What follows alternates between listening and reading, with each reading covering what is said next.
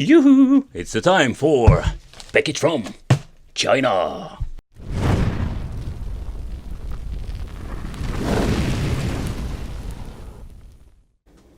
Hey guys, welcome back to the channel. It's awesome that you're tuning in. So in this video we are going to take a close look at the wireless game stick. System Linux DDR 512 MB. So that's not really fancy. Some old school tech. But the question remains, what can we play with this 4K new generation game stick? Oh man, don't you love those descriptions on the boxes? High performance CPU, HDMI out, 2.4 wireless handle, max support 128 GB, so that is not a lot. So here we're going to get a quick overview of all the systems. It runs with MAME, Mega Drive, Famicom, Game Boy, but I'm missing out PlayStation. I'm guessing we're not able to play that. But let's do a quick unboxing. What are we going to get in the inside? Because with these plug and play devices, it's seriously always the question like, what are we going to get? Of course, yeah, we're going to get ourselves the game stick or wireless game stick. Or they call it the 4K Ultra HD game stick. And I can say like this thing, it doesn't have an output for 4K. You need to be lucky if it's already like 1080p, but they want to say like this is support for 4K. So if you have like a 4K television, this seem to be just working fine. Alright, so then we're going to get ourselves a 16 GB card inside, so that is not a lot. The downside to this thing is there is no USB connection, so that means the dongle for these controllers is built inside. But is that an issue? Yep, I think it is, because when your controllers get wore out or you have issues with these things, yeah, you cannot replace them because there is no dongle to put in a USB port. But in overall, this quality controller, or Chinese quality controller, they feel quite nice. Like the button press is not the same like an original PlayStation 2. I do like the D-pad, it feels very nice, not too sturdy. Then we're going to get ourselves a very nice shoulder button. Then we're going to get the power and the mode button over there. All of these things are freaking working on two AAA batteries. The on-off switch is over there. So when you're looking at the quality, we're also going to get like a very nice rubbery joysticks. But with the cheap edition, everything is plastic, smells chemical, and it's quite horrible. But yeah, and overall, I will give this thing a 7 out of 10. But how does this work? It's quite simple. You will plug it in your HDMI port. But take consideration if you cannot do this, because some have like in-depth HDMI ports, or you have an issue that it will sometimes cover up another port. Then we're going to have an option in the box. It comes with this very nice extension cable. So basically the purpose of a stick will be lost, but in the end. So, and then we're going to need a micro USB to USB for the juice. And what you can do is basically like use the USB from the monitor. And like with my problem is that I don't have one, so what we're going to do is basically use a phone charger to give this thing some juice. So this is the menu that we're going to get when booting it up. So we're going to get we're going to get the shortcuts again. And the problem with these shortcuts, if your files get corrupted or you change something out, you just have a dead link and a picture that doesn't work. You cannot change them out.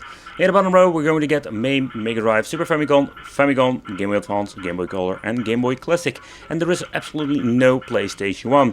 So that's a big step back if you ask me. Pressing select will bring you to the search option over here. Holy shit, this thing is really slow.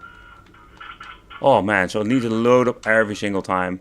But what you can see over here, like it shows like weird names, and the reason why, because the naming of the files itself. So this is absolutely a freaking disaster.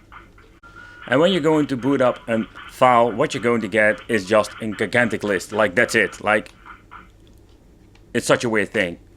And when I try to boot up something loads up and sometimes it just freezes and you need to reboot the dongle again. So in my opinion, a quite awful thing. Pressing select and start will bring you to the menu. You can make a quick load and quick save. There is no save. You can basically choose a save slot, but there are no loading states over here. That's it. There is no aspect ratio whatsoever.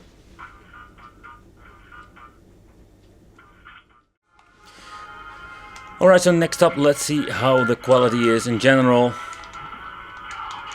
You can hear, I think you cannot hear it on the microphone, but it has this weird crackling noise. Most of the time there's an issue that the quality of the gameplay is not that great.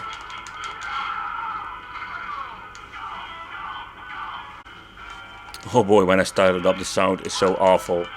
It's so bad, like the image quality is super bad. There's no way of changing aspect ratio, so everything looks maximum stretched. And you can just see that the image quality is really bad and it runs really choppy. I mean, like, it's just stuttering. Okay, I don't know what happened over there, but in the end, it's really bad in my opinion. And also the sound is not great at all. So, and overall it seems to be running fine when it comes to the 16-bit stuff. Nope, you're not going to blow up in my face. So I think this system has been designed especially when it comes to these freaking 16-bit stuff. And of course MAME. No! No! No! Oh! Damn it! Okay, so next up let's try some Super Famicom. I did notice some glitching here at the left side, so that is not going well. So when it comes to the audio and the gameplay, it seems to be running just fine. Oh, the controls are completely weird.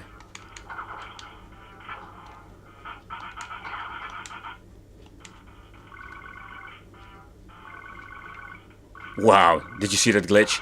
Holy shit, that was really bad. Okay, so next up let's try some NES. Just wanted to see how that is working out. And I see some weird glitching going on at the top of the corner, but so far so good. Don't hear any weird thing going on with the audio.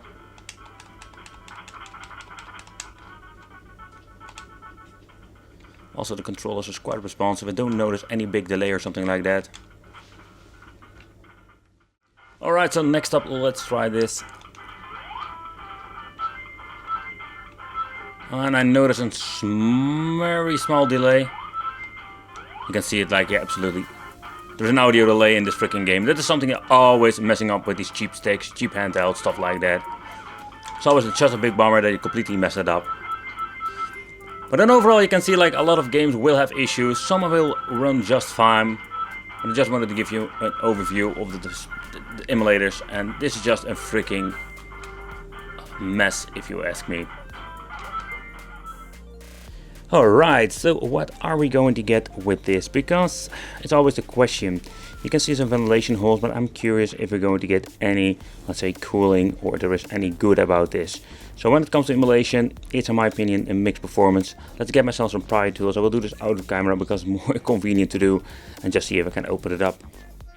Okay, so the first step is quite difficult to open it up. When you're going to open it up and you have a couple of prior tools, you can get this thing open up very quickly.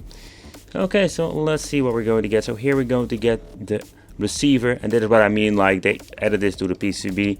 So finding new controllers when the original one get broken, good luck with that.